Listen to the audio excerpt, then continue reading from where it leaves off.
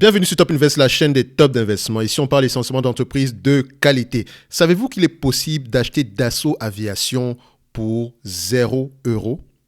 Je dis bien, est-ce que vous savez qu'il est possible de racheter Dassault, l'entité Dassault Aviation pour 0 €? Je m'explique. Dassault Aviation, admettons que je vous donne aujourd'hui 10 milliards 500 millions. On va le dire comme ça. 10 milliards 500 millions. D'accord? Donc, je vous donne 10 milliards 500. OK? Ça, c'est le prix que vous allez dépenser pour acheter l'entité Dassault Aviation au prix actuel, en date d'aujourd'hui, à l'heure à laquelle je tourne la vidéo. OK? 10 milliards 500 millions. OK? Donc, j'achète Dassault Aviation et je regarde les bilans. Je rentre dans le coffre-fort de Dassault Aviation. Qu'est-ce que je trouve? Je trouve près de 6 milliards 250. Regardez, on prend ça ici. Vous avez 6 milliards 276 milliards d'euros. 6 milliards 276 millions, on va le dire comme ça. Donc, je viens d'acheter cette compagnie-ci à 10 milliards 500, ok? Donc, ce qui veut dire que quand j'ouvre la trésorerie ici, je me rends compte que le 10 milliards 500 que je viens de dépenser ici, donc 10,5, d'accord, je trouve dans les caisses 6 milliards 276. Donc, j'enlève déjà le 6 milliards 276 ici. Ça veut dire que techniquement, j'ai dépensé 4 milliards. OK? Et ce n'est pas terminé. Quand on lit un tout petit peu, hormis le fait de mentionner que oui, elle a un carnet de commandes ici de près de 34 milliards. Vous voyez ici que le carnet de commandes a augmenté par rapport à 2021. On voit que voilà, le carnet de commandes, attention, il prend en considération la part de Thales et Safran. Et surtout Thales qui m'intéresse. Pourquoi? Parce que vous allez vous rendre compte d'une chose. Quand vous faites la recherche Thales ici, c'est le bilan semestriel 2022, vous allez vous rendre compte que cette compagnie, donc Dassault Aviation, détient 25% de participation dans Thales. Ce qui veut dire que 25% de la capitalisation boursière de Thales appartient un tout petit peu à Dassault Aviation. Donc, quand on va regarder la participation, la capitalisation boursière de Thales, au prix actuel, c'est 23 milliards 500. On va le dire comme ça. OK? Ce qui veut dire que Thales, quand je l'achète en date d'aujourd'hui, d'accord, 23 milliards 500. Dans ce 23 milliards 500, il y a un 25% qui retourne à qui? À Dassault Aviation. Donc, ce qui veut dire que moi, ayant acheté Dassault Aviation à 10 milliards 500, ayant trouvé dans les caisses de Dassault Aviation 6 milliards 276 millions. D'accord? Je me rends compte que Dassault Aviation détient des participations dans Thales. Je décide également de vendre ces participations dans Thales en date d'aujourd'hui et je récupère le 25% par rapport à la capitalisation boursière actuelle. J'obtiens combien? 5 milliards 875. Ce qui veut dire que quand je prends 5 milliards 875 moins quand je prends le 5 milliards 875 moins le 4 milliards 224 qui me restait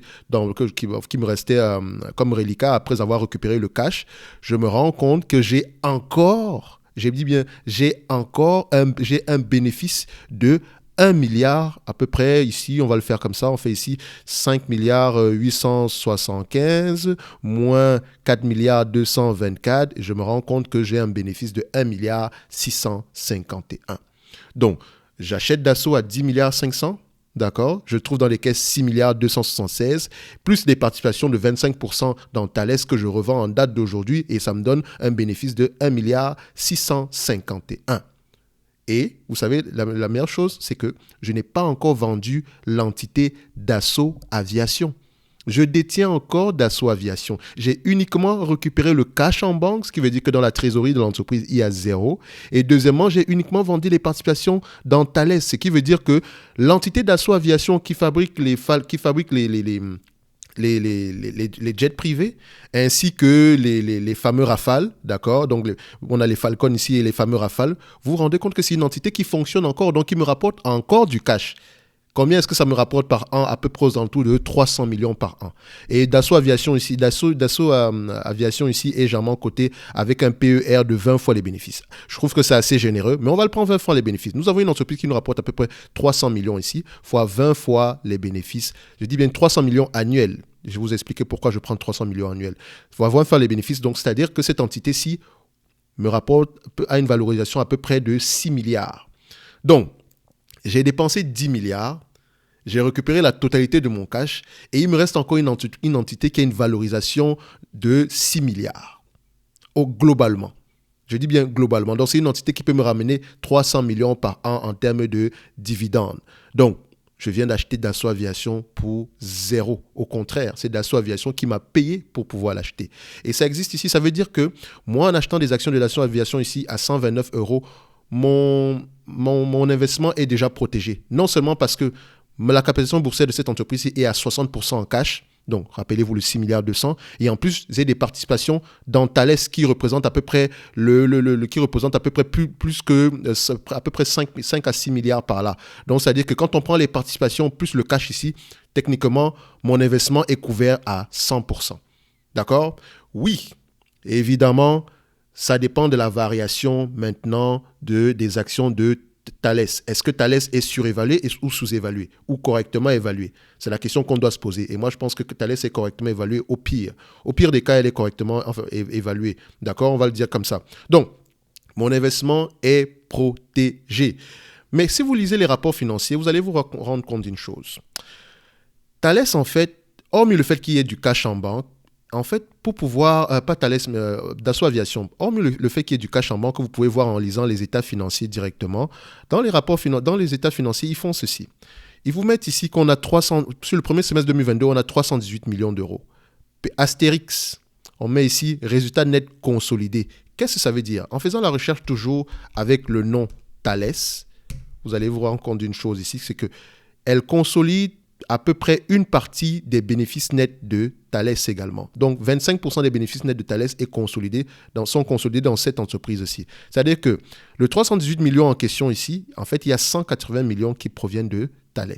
Ce n'est pas que Thales donne 180 millions au semestre à Dassault Aviation. Non, c'est que Dassault Aviation consolide.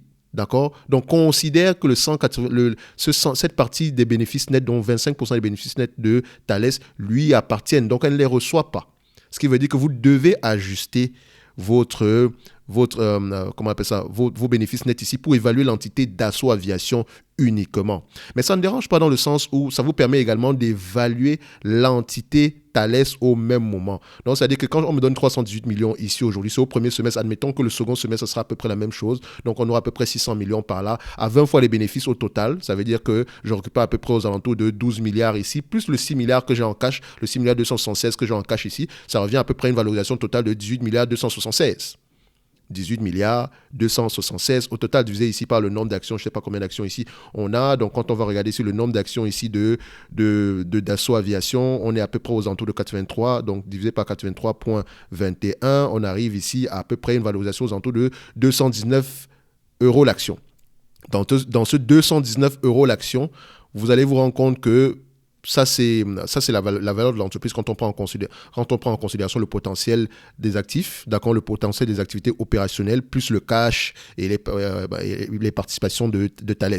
D'accord? Donc, vous allez vous rendre compte que uniquement le cash et les participations dans Thales valent déjà plus que le 10 milliards de capitalisation boursière ici. Donc, c'est-à-dire que notre prix d'acquisition est protégé. En achetant Dassault Aviation ici à 129 euros, j'ai la certitude, je n'aime pas utiliser ce terme, mais il y a de fortes chances que je récupère au moins mon capital. Je dis bien que je récupère au moins mon capital. Et c'est la chose la plus importante quand vous décidez d'investir. On appelle généralement ça le downside protection.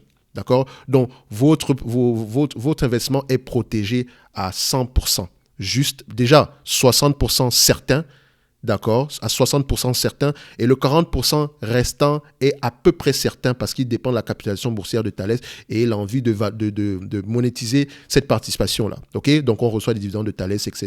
Donc, ne vous inquiétez pas par rapport à ça.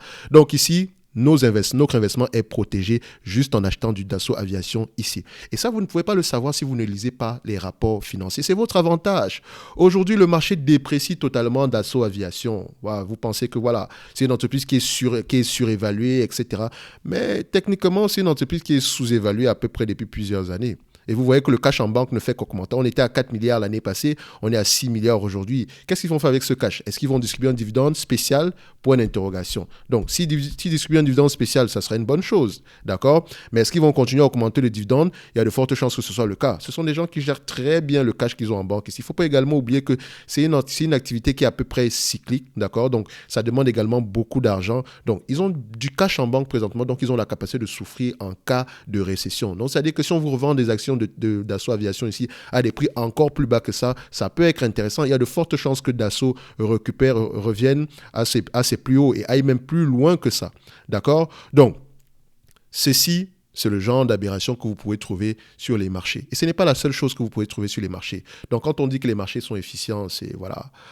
À long terme, le marché peut être efficient, mais à court terme, non, pas du tout. Or, on vit au jour le jour, donc on vit à court terme littéralement. Donc, à la fin de la journée, on aura toujours des opportunités d'investissement. On aura toujours des opportunités d'investissement.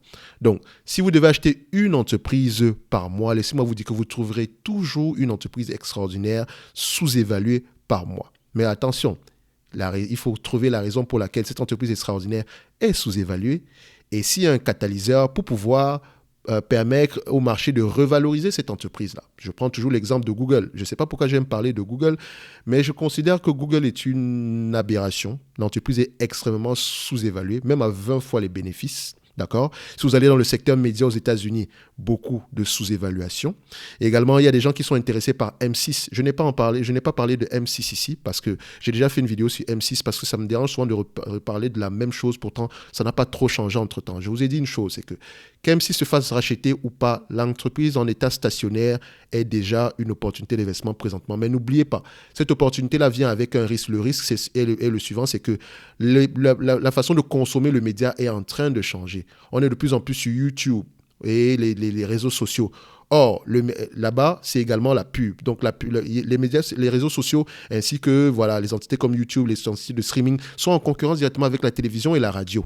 OK? Donc, en investissant maintenant dans M6, posez-vous la question de si M6 pourra continuer à monétiser aussi bien la radio et la télévision. D'accord? Et s'il n'arrive pas à le faire, quelle est votre protection? D'accord, pour au moins récupérer votre capital.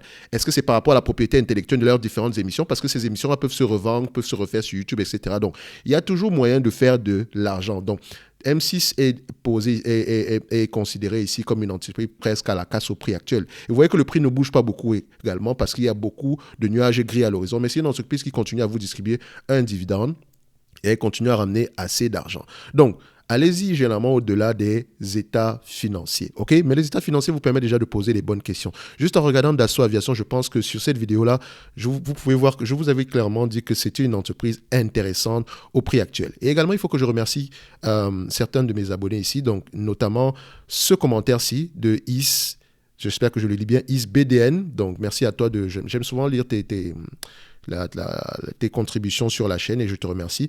Donc, généralement, lui, je pense qu'il lit généralement les rapports financiers. Même si, voilà, il n'y a pas de même si, mais il donne toujours beaucoup ses commentaires sont toujours intéressants.